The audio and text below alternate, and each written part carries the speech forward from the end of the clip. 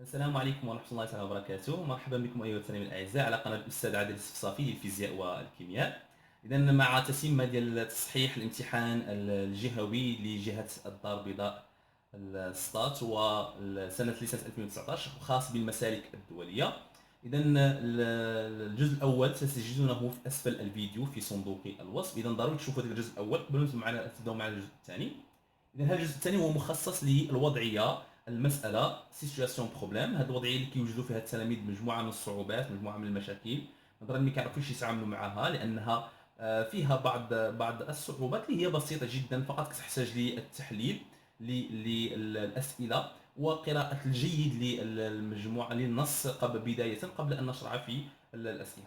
اذا قبل ان نبدا تصحيح الوضعيه المساله بقاو لنا واحد جوج اسئله متعلقه بالتمرين الثاني اللي هما السؤال الرابع والخامس، غادي نبداو بهم اولا ثم ننتقلوا للتمرين الثالث المتعلق بالوضعيه المساله. اذا على بركه الله.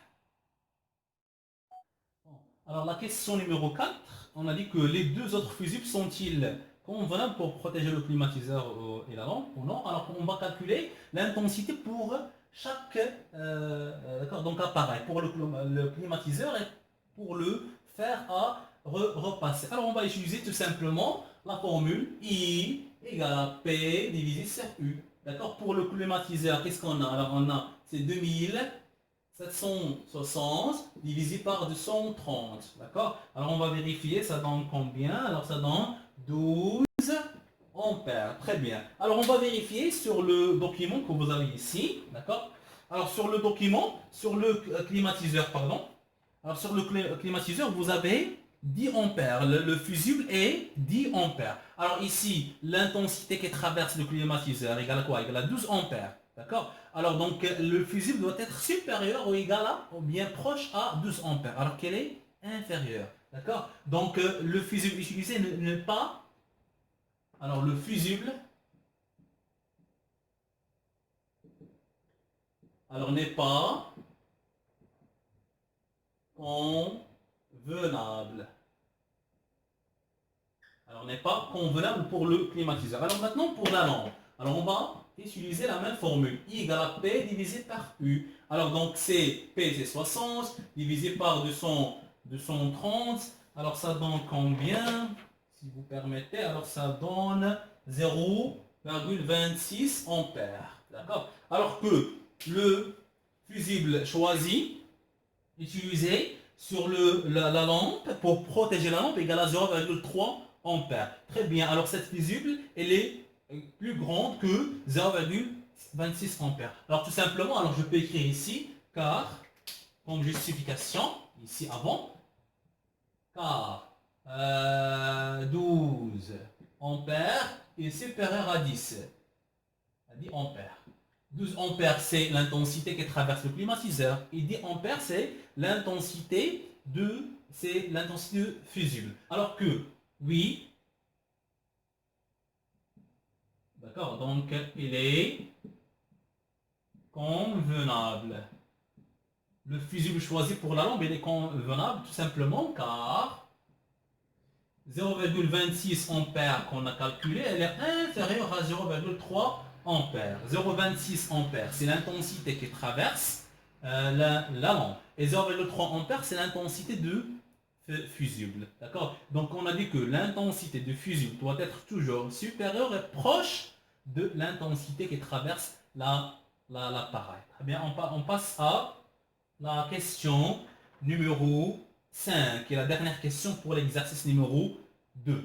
Alors dans le cas où on change le fusible, si on change le fusible du climatiseur par un fusible égal à 16 ampères, c'est-à-dire on a réglé ce problème, d'accord? Donc on a remplacé 10 ampères qu'on a déjà utilisé par 16 ampères, par un fusible qui est plus grand à 12 ampères pour protéger le climatiseur. C'est bien, ça c'est d'accord, donc la partie de la première partie de cette question. Maintenant, si on a réglé ce problème, la question c'est quoi? Est-ce que tous les appareils de montage domestique peuvent fonctionner en même temps? C'est-à-dire, est-ce que le climatiseur, est-ce qu'on peut faire fonctionner le climatiseur, le fer à repasser et la lampe en même temps? D'accord? Oui ou non? Alors qu'est-ce qu'on va faire maintenant? On va calculer la puissance totale de ces trois appareils et on va la comparer par la puissance maximale. Si la puissance totale dépasse la puissance maximale, alors on ne peut pas. Si la puissance totale des trois appareils ne dépasse pas la puissance maximale, alors donc on peut dire dans ce cas, oui, on peut faire fonctionner ces trois appareils en même temps. Très bien. Alors donc si vous permettez, je vais effacer cette partie. Alors c'est la question numéro 5. Alors on calcule la puissance. Alors la puissance totale. D'accord. Alors la puissance totale, c'est quoi? Tout simplement, c'est la somme, la puissance totale PT, c'est la somme des puissances des appareils qui fonctionnent en même temps. Alors les appareils qu'on a ici, c'est quoi? Alors on a la puissance de climatiseur, c'est 2760 plus alors 1840 plus 60. Alors cette puissance totale, ça donne combien? Alors ça donne 4660 watts. Très bien. Alors maintenant, qu'est-ce qu'on va faire? On va calculer la puissance maximale.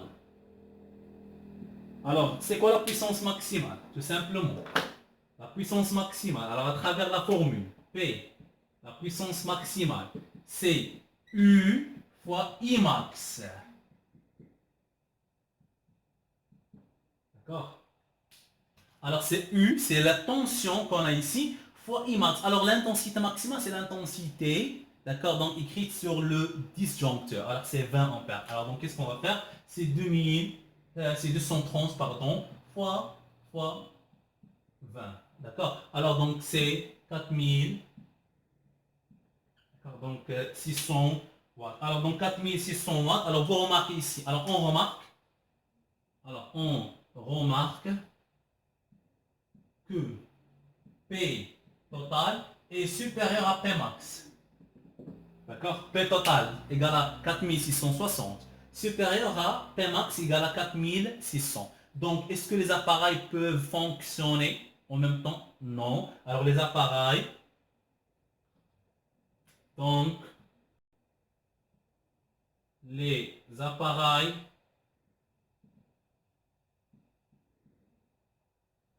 ne peuvent pas fonctionner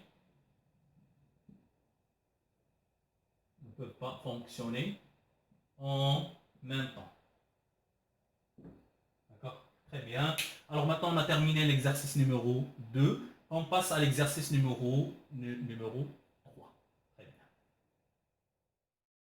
إذا على بركة الله سنبدأ تصحيح التمرين الثاني المتعلق بوضع المسألة، وكما قلت لكم دائما كنقول لكم دائما أي جزء ثاني فما تبداو إلا وأنكم تشوفوا الجزء الأولي غتلقاوه في الأسفل ديال الفيديو، وما غادي تلقاو الرابط ديال هذا الامتحان غادي تلقاوه أيضا في أسفل الفيديو. خصكم تيليشارجيو الأولاني طلعوا عليه مزيان تقراوه وتخدموه عاد واش ممكن تبداو معنا التصحيح. Bon, très bien. Alors on va commencer la correction de l'exercice numéro 3, cette situation de problème qui est notée sur 4 points. Alors qu'est-ce que vous avez dans cet exercice? Alors à 23h40 dans la nuit du 14 avril 1912, alors que le navire Titanic avance avec une vitesse de 22,5 nœuds.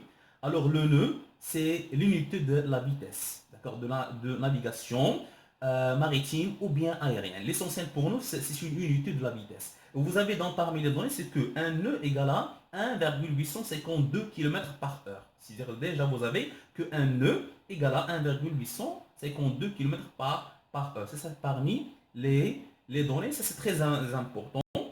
D'accord? Alors, le veilleur, donc c'est une personne dans le navire, le veilleur aperçoit un iceberg droit devant à 500 mètres. D'accord? Alors, donc ce veilleur aperçoit donc à 500 mètres un iceberg, c'est-à-dire un obstacle. D'accord? Alors, il sonne la cloche et transmet le message à l'officier de bord qui a fait stopper les machines à 23h40 7 secondes. D'accord? Et essaie de faire changer la direction du navire. Alors, 37 secondes plus tard, le navire heurte l'iceberg. C'est-à-dire, donc, on a un choc entre l'iceberg et le navire. Le choc ouvre ainsi une voie d'eau dans la coque du Titanic. Le Titanic coule entièrement à 2h20, c'est-à-dire à 2h20 après minuit. D'accord? Donc, on part dans une nuit. Très bien. Donc, c'est après minuit. Alors, donc, le Titanic a été disparu totalement à donc 2h20. Alors, vous avez donné un nœud, c'est 1,852 km par heure. Très bien. Bon, alors, donc, on commence. Mais avant de commencer, donc, je dois relire, d'accord, donc, les données que vous avez, car c'est très important. D'accord? Alors, qu'est-ce qu'on a? Alors, on a à 23 heures, très bien, 40 minutes. Alors, je peux l'appeler, ça c'est la position A. D'accord? Alors, donc, à ce moment-là, d'accord, et avec une vitesse, je peux l'appeler la vitesse V de navire, c'est 22,5 nœuds. D'accord? Alors, je vais écrire après un nœud, ça donne combien? Vous avez déjà dans le document.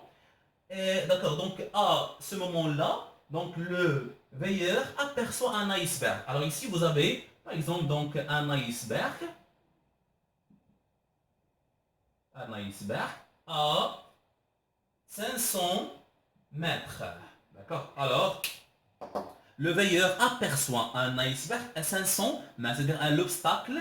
D'accord? Donc, la distance entre le moment où le veilleur aperçoit cet obstacle et l'iceberg et donc, la position du veilleur ou bien du navire, c'est 500 mètres. Très bien. D'accord. Alors, qu'est-ce qu'on a d'autres données très importantes? Alors, elles sont la cloche et transmet le message à l'officier de bord qui a fait stopper les machines à 23h40 7 secondes. C'est-à-dire donc après une distance, d'accord? C'est-à-dire B. À ce moment-là, d'accord? Alors, donc ça c'est pour A. Donc, ça c'est à 23h et 40 minutes. Très bien. Et B, c'est à 23h40 et 7 secondes. Très bien. Alors, donc, qu'est-ce qu'elle a fait? L'officier, d'accord, donc a fait stopper les machines à ce temps-là, à ce moment-là. Très bien. Et donc, 37 secondes plus tard, c'est-à-dire donc après le passage de 35 secondes, c'est-à-dire de B vers l'iceberg, d'accord? Alors, le plus tard, le navire heurte l'iceberg. Alors, le navire heurte l'iceberg. C'est-à-dire, il y avait, un choc entre le navire et cet iceberg que vous avez ici. Et le Titanic coule entièrement. Le Titanic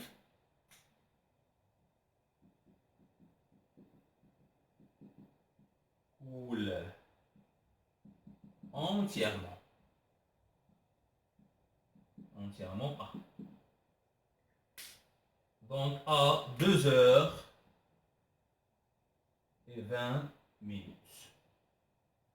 Très bien. Et vous avez ici un nœud. Ça donne combien? Ça donne 1,852 km par heure. C'est-à-dire on peut utiliser, d'accord, donc à chaque moment, si on veut chercher la vitesse en km par heure, on doit la multiplier, d'accord, donc la vitesse en nœud par 1,852 km pour trouver, d'accord, donc la vitesse en km par heure. Très bien, alors on passe maintenant à la première question. Déterminer la distance en mètres parcourue par le navire entre l'instant de la vue de l'iceberg et l'arrêt des machines. Déterminer la distance. Alors, donc, c'est-à-dire quelle distance? La distance en mètres parcourue par le navire entre l'instant de la vue, voilà l'instant de la vue. D'accord? Alors, donc, ça, c'est l'instant de la vue, d'accord? Et de la vue, de l'iceberg et l'arrêt des machines. Alors, l'arrêt des machines, ça commence à B. D'accord? Alors, ça, c'est l'arrêt de machine. Très bien. Alors, je parle de cette distance. Je peux l'appeler la distance D. Donc, je peux l'appeler la distance D. C'est la distance AB. Entre le moment où d'accord, donc, le veilleur aperçoit l'iceberg et l'arrêt des machines. Très bien. Alors, donc, je dois déterminer cette distance. Alors, qu'est-ce qu'on a? Donc, la première question. Alors, la distance, je peux l'appeler la distance D. Alors, on a dit c'est la distance entre la vue de l'iceberg et l'arrêt, très bien, du machine. Alors, donc, généralement, qu'est-ce qu'on a? On a la vitesse V égale à quoi? C'est D divisé par le temps, c'est delta T. Avec delta T, c'est quoi? C'est toujours T final moins T initial. Très bien. Donc, je vais commencer d'abord par la vitesse V. Alors, V, c'est quoi? La vitesse du navire. C'est 22,5 nœuds. D'accord? Alors, 22,5 nœuds. Alors, on a un nœud. Ça donne combien? Ça donne 1,852 km par heure. C'est ça ce que vous avez dans les données. Alors, donc, je peux faire la règle de 3. Alors, 22 nœuds, je peux écrire juste N, 22 nœuds. Ça donne combien comme vitesse? Alors, V, c'est quoi? C'est 22,5 fois 1, c'est pas grave, d'accord? Fois 1,852, d'accord? Divisé par 1. Alors ça donne combien? Alors j'ai déjà fait le calcul pour gagner du temps. D'accord? Alors donc ça donne combien? Ça donne 41,600 bien 67 km par heure. Très bien. Bon, maintenant, qu'est-ce que je dois faire? Maintenant, je peux convertir cette vitesse en mètres par seconde, car il me demande de calculer la distance en mètres. Et ça sera mieux de calculer cette distance en mètres. Donc, alors qu'est-ce qu'on a? Rappelez-vous bien, lorsqu'on a fait la leçon de la vitesse, d'accord? Alors, on a dit que on a 1 mètre par seconde.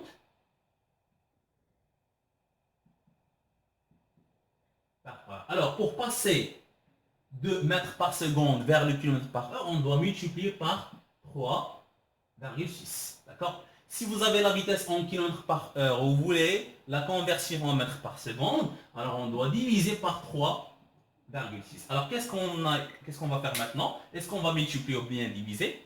Tout simplement, si on cherche la vitesse en mètres par seconde, je dois diviser par 3,6. Alors, c'est 41,67 divisé par 3,6. Alors, ça donne combien? Alors, ça donne 11,575 mètres par seconde. Alors, ça, c'est la vitesse. Alors, maintenant,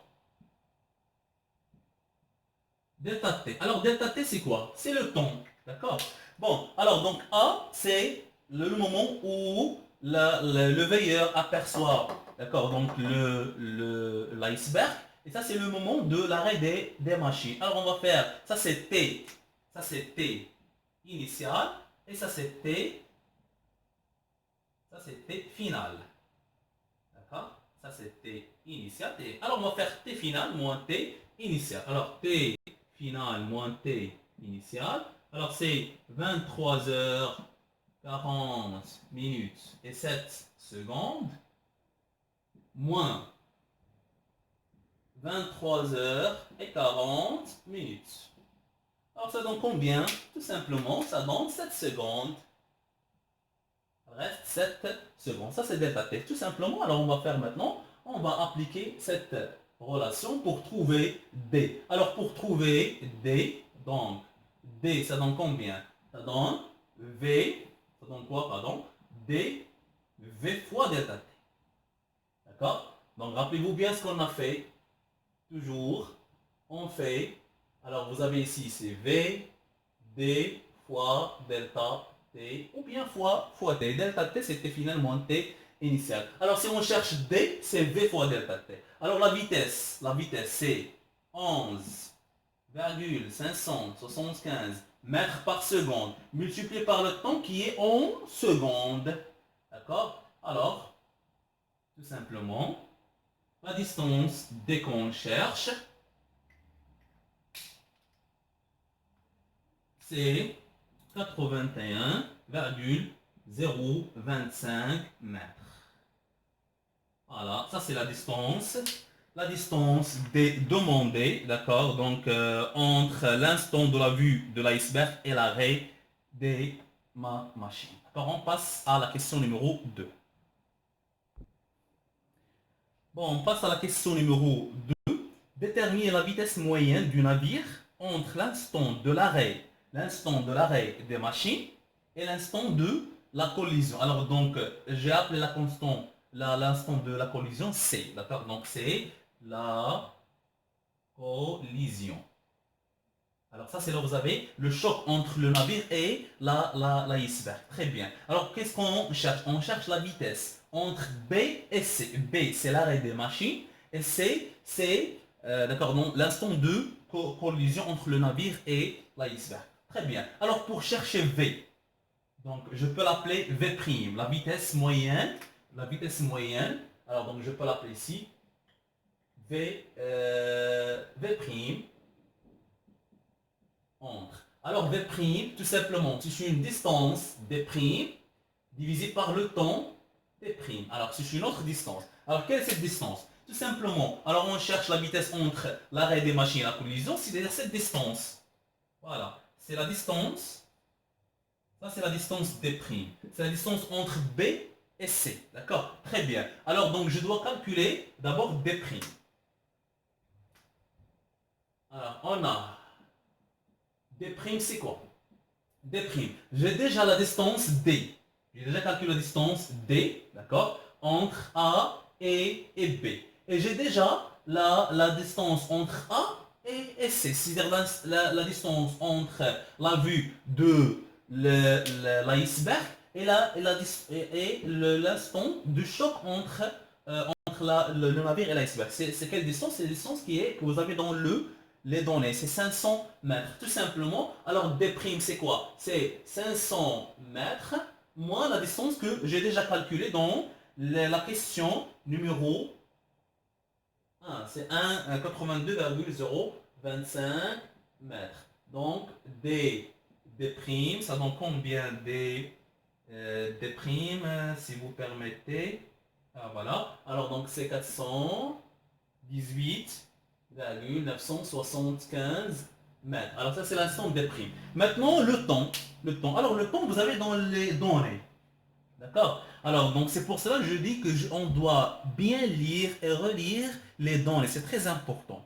Alors donc vous avez 35 secondes plus tard. D'accord? Donc je commence par là où vous avez le veilleur aperçoit un iceberg droit devant à 500 mètres. Donc de A à C, c'est 500 mètres, d'accord? Elle sonne la cloche et transmet le message à l'officier de bord et fait stopper la machine à 23h40 minutes et 7 secondes, pardon, et essaie de faire changer la direction du navire. Donc, à partir de B, quel est le temps quel est le temps entre B et C, d'accord? Donc, entre l'arrêt des machines et entre la collision, c'est 37 secondes. Alors, vous avez 37 secondes plus tard, d'accord? Alors, c'est-à-dire T',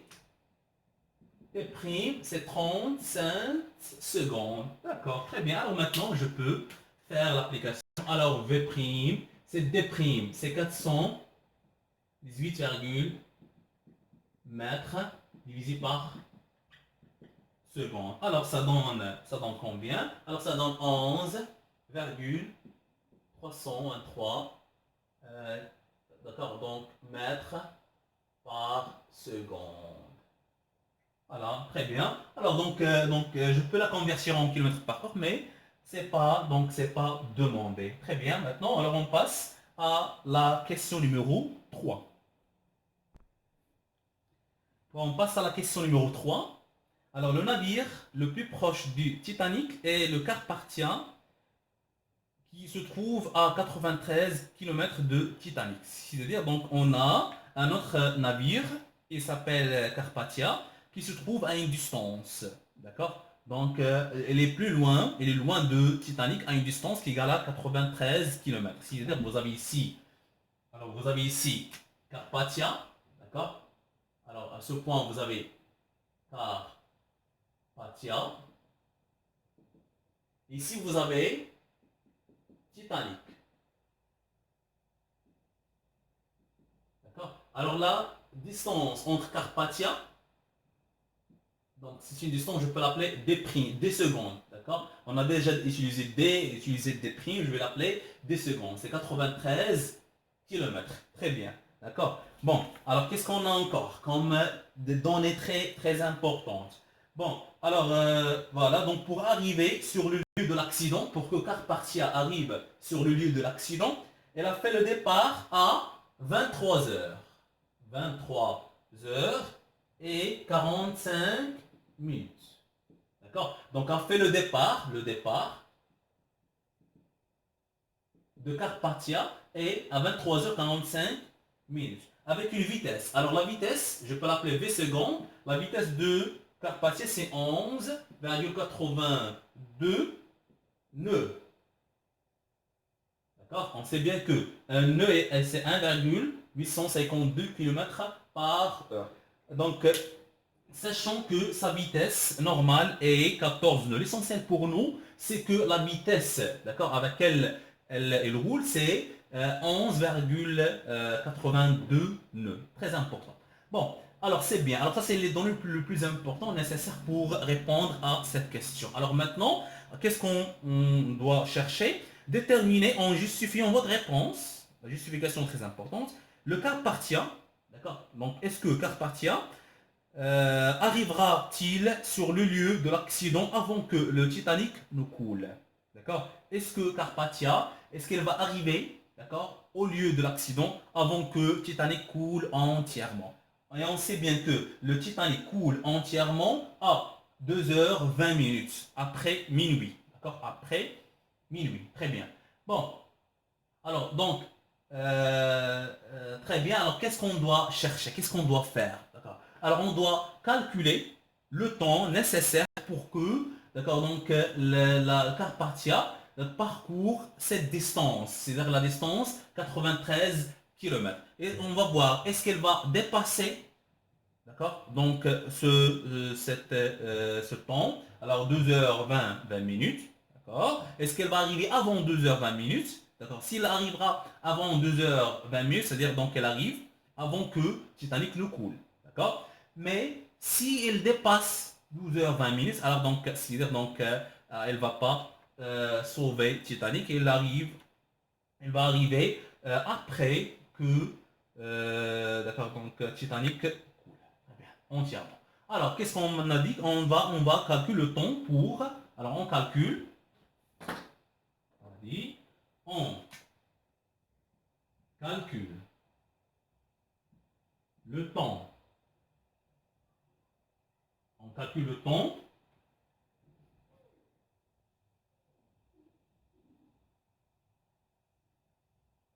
Le temps de parcours. Le temps, ou bien pour parcourir la distance, pour parcourir la distance des secondes égale à 93 km. Très bien. Alors, déjà, on a la vitesse, très bien, et on a la distance. Alors, on cherche t secondes. Alors, t secondes, c'est quoi? C'est d secondes sur v secondes. D'accord? Très bien. Je vous rappelle, toujours faites ce triangle, c'est très important. Alors, d, vous avez ici v fois t. Si on cherche t, c'est quoi? C'est d divisé par v. Bon. Alors, ça donne combien? Des secondes, c'est 93 km. Alors que 11,82 nœuds, on doit la multiplier par quoi? Par 1,852 pour avoir la vitesse en kilomètres par heure. Alors le total, donc ça donne combien? Alors ça donne 4,24 heures. D'accord. Alors, donc vous avez ici 4,24 heures. Alors, très important. Maintenant, on a trouvé le temps nécessaire pour parcourir cette distance qui est égale à 93 km par heure. Donc, ça, c'est le temps de départ. D'accord? Ça, c'est le temps de parcours pour parcourir cette distance. Qu'est-ce qu'on va faire? On va ajouter 4,24 heures à le temps de départ pour savoir est-ce qu'on va arriver avant 2h20 minutes après minuit ou bien on va dépasser donc ce temps. Mais avant de ça, vous avez ici 4,24 heures. Qu'est-ce qu'on va faire? On doit chercher, ça donne combien? Donc 0,24 en minutes et en secondes. Alors vous avez T', c'est 4,24 heures. Voilà ce que vous allez faire. On va laisser 4, vous avez déjà ici 4 heures. On va multiplier 0,24 heures. 0,24, on va la multiplier par 60. D'accord? Donc 0,24, on va la multiplier par 60. Si vous permettez, je vais utiliser la calculatrice. Alors, donc vous avez 0,24, on va multiplier par 60. Alors ça donne 14,4. Alors déjà on a 14, d'accord, 14 minutes. D'accord. Maintenant, vous avez 14,4. Alors, on va travailler avec 0,4. On va faire 0,4 multiplié par 60. D'accord. Ça donne 24 secondes. Alors, c'est 4 heures. Alors, 4,24 heures, c'est 4 heures, 14 minutes et 24 secondes. Je répète. Vous avez ici 4,24 heures. S'il vous plaît. Alors, vous allez laisser 4 heures. Déjà, vous avez 4 heures. Vous allez faire 0,24. D'accord? Multiplié par 60. Ça donne 14,4 minutes. Alors, ça signifie quoi? Ça signifie pas que vous avez 14 minutes et 4 secondes. Non. Alors, ça c'est quoi? Ça c'est 14 minutes. Ensuite, vous allez faire 0,4. Vous allez la multiplier par 60 pour trouver les secondes. Alors, donc, ça 0,24 fois 60, ça donne 24 secondes. Alors, 4,24, c'est 4 heures et 14 minutes et 24 secondes. Très bien. Alors maintenant, qu'est-ce qu'on va faire? On va ajouter le départ. Alors le départ c'est quoi? 14 heures 45 minutes. D'accord? D'où? Alors 14 heures, 23 heures 45 minutes. Plus quoi? Plus 4 heures 14 minutes et 24 secondes. Alors, donc ça, ce que vous... Alors, donc vous avez déjà fait dans les primaires. Alors, donc, ici, ça donne 24 secondes. Les minutes, alors 5, c'est 9, c'est 59 minutes. Et vous avez ici, ça, donc 23 heures. Alors, 23 heures plus 1 heure, ça donne minuit. D'accord? C'est-à-dire 00 plus 3 heures. Alors, c'est 3h49 minutes. Alors, donc, regardez. Donc, le Carpathia, donc, arrivera à 3h49 minutes et 24 heures. D'accord? Alors que, on sait bien que Titanic coule entièrement à 2h20 minutes. C'est-à-dire, donc, Carpathia, elle va dépasser, d'accord, le temps, d'accord, donc, que le nécessaire pour que le Titanic coule entièrement. Alors, elle va dépasser 2h20 minutes. Alors, donc, elle ne va pas arriver, d'accord, donc, au lieu de l'accident avant que ou bien avant que Titanic ne coule. Alors, elle va dépasser ce temps par, donc, je pense, si on fait la différence, ça donne presque 1 heure et quelques minutes. L'essentiel pour nous, c'est donc qu'est-ce qu'on va faire comme réponse? On va écrire non. Alors, non. Alors, Carpathia ne va pas arriver, au lieu de l'accident. Donc avant que Titanic ne coule. Très bien, alors donc comme ça, donc j'espère que vous avez bien compris cet exercice, d'accord. اذا نذكركم ثاني الاعزاء اذا ما تنساوش الاشتراك في القناه باش يوصلكم كل جديد، وحنا ان شاء الله معكم في امتحانات امتحانات ان شاء الله تعالى وحدين اخرين اللي نصحوا معكم، ونحاول ما امكن دائما نركز لكم على الوضعيه المساله باش تفهموها مزيان وتحاولوا ان شاء الله تجاوزوا هذه الصعوبات. لان دمتم في رعايه الله والى حصه مقبله ان شاء الله تعالى. السلام عليكم ورحمه الله.